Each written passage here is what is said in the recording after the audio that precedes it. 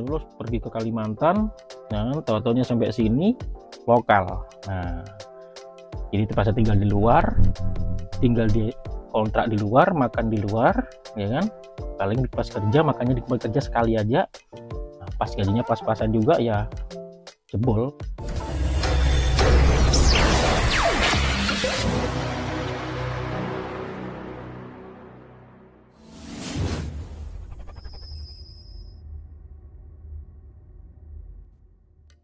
Halo, assalamualaikum warahmatullahi wabarakatuh. Salam sehat sejahtera, sukses buat kita semua ya. Di kesempatan kali ini saya lagi ada standby sebentar ini ya. Saya coba menjawab salah satu komentar karena kalau nggak saya jawab banyak kali yang ini bertanya, karena ini saya jawab yang kira-kira gampang aja ya buat teman-teman ya. Ini ada teman bertanya ya. Pertanyaannya seperti ini ya. Saya bacakan. Izin tanya Pak, saya dari Jawa. Emang kalau dari luar Kalimantan nggak daftar lewat BKK ya, nggak dapat mes dan makan ya? Minta penjelasannya ya, mohon penjelasannya. Oke, untuk kali ini saya bicara singkat aja ya mengenai daftar lewat BKK ya. Kalau sepengetahuan saya, daftar lewat BKK itu kan Badan Ketenagakerjaan ya.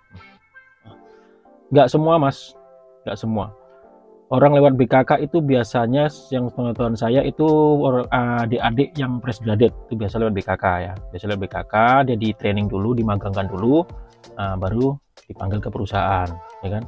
Itu dites dulu kan di situ, baru dipanggil ke perusahaan. Nah, kalau yang namanya teman-teman yang fresh graduate magang itu semua jelas fasilitasnya dilengkapi ya, dari mulai mes, tempat tinggal dan makan segala macam. Nah, kalau mengenai dari experience ya, experience skill ya, namanya sampai dari Jawa, dari Sumatera, dari pulau-pulau lain, melamar ke salah satu perusahaan pertambangan yang ada di Kalimantan lah, contohnya di Kalimantan kan jauh ya kan. Itu tergantung mas, tergantung. Tapi kebanyakan kalau perusahaan-perusahaan yang besar, kebanyakan yang saya ketahui itu kalau orang dari luar pulau tes experience itu kebanyakan ya rumah mes dan makan tuh. Kalau masa menjalankan tes, kalau yang zaman sekarang ini kan kayak online. Kalau yang menjalankan tes secara online ini biasanya online dulu ya, jalankan online, terus habis itu udah lulus online, tes onlinenya itu lulus, tinggal dipanggil ke perusahaannya untuk mengikuti tes praktek dan tes lapangan, tes praktek dan tes MCU. Itu biasanya ada dua macam ya. Ada perusahaan yang tiketnya dibelikan perusahaan dulu untuk menjalankan tes di site ya. Nah gitu, di site kita juga udah disediakan mes, sudah disediakan makannya juga ada, bahkan laundrynya juga ada selama menjalankan tes. Dan nanti itu pada waktu seandainya tes di set kan, seandainya nggak lolos, itu ada dua perjanjian. Ada yang pulangnya dibayarkan lagi, ada yang pulangnya pakai ongkos sendiri. Ini penjelasan ini mas ya, ini tolong didengarkan penjelasan ini, karena mungkin teman-teman adik-adik yang di luar sana nggak tahu ya sistemnya seperti apa. Nah seperti itu. Nah kalau nanti sudah lolos di site ya, sudah lolos di site, nah itu nanti pada waktu agreement sampean baca di situ apakah sampean statusnya kiriman atau lokal. Biasanya perusahaan itu ada dua macam mas, ada yang dilokalkan, ada yang kiriman. Tapi kalau perusahaan-perusahaan yang besar yang sudah ternama itu semua kebanyakan itu kalau orang dari luar wilayah pulau itu mengikuti KTP-nya, berarti statusnya kiriman, POH tempat tinggalnya. Jadi nanti kalau pas cuti, tiket pesawat ditanggung perusahaan PP ya, seperti itu.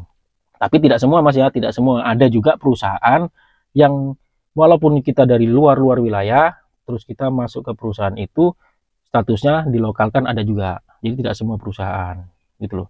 Makanya buat adik-adik semua yang masih pemula ingin tahu terjun ke dunia tambang, itu perlu diperhatikan pada waktu menjalankan tes, walaupun online ya kan, tes online segala macam. Nah, memang di situ tertulis kan. Nah, kalau sepengetahuan saya yang di perusahaan yang saya kerja ini, bahkan pekerjaan yang saya dulu, itu kalau udah namanya tes online, itu semua pada waktu lolos, semua online interview, psikotes lolos, itu dipanggil ke perusahaan tuh tes tiket pesawat tuh dijamin. Sampai ke bandara, nanti di bandara dijemput sampai ke mesnya. Gitu. Itu udah difasilitasi semua. Bahkan sampai itu tidak sendiri gitu loh. Seperti itu.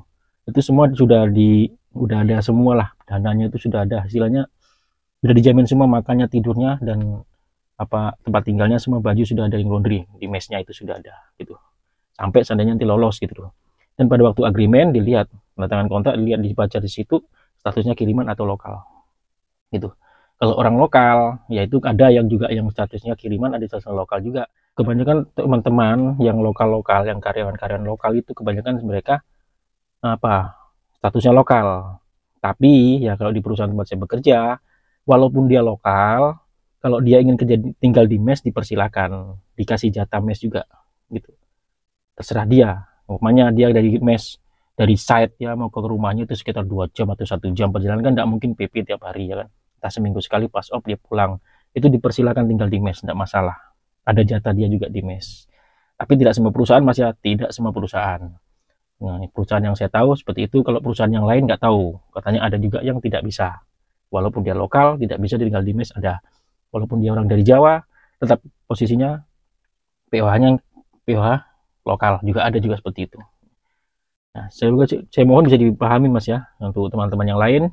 Pertanyaan ini bagus sekali. Jadi istilahnya jangan sampai nanti udah tes segala macam lulus pergi ke Kalimantan, nah tahu-taunya sampai sini lokal. Nah, jadi terpaksa tinggal di luar, tinggal di kontrak di luar, makan di luar, ya kan? Paling pas kerja makanya di kerja sekali aja. Nah, pas gajinya pas-pasan juga ya jebol, ya kan? Jadi perlu diperhatikan, perlu ditanyakan kalau emang kita ragu, perlu ditanyakan kepada pihak manajemennya, ya kan? Statusnya apa gitu loh. Kalau orang-orang teman-teman experience ini sudah tahu, teman-teman experience yang sudah pindah ke perusahaan-perusahaan mana itu sudah tahu, pasti dia tanyakan POH-nya. Oke, semoga bisa dipahami ya. Cuman begini saja konten kali ini. Semoga waktu singkat seperti ini bisa bermanfaat dan bisa dipahami buat adik yang bertanya tadi serta teman-teman yang lainnya.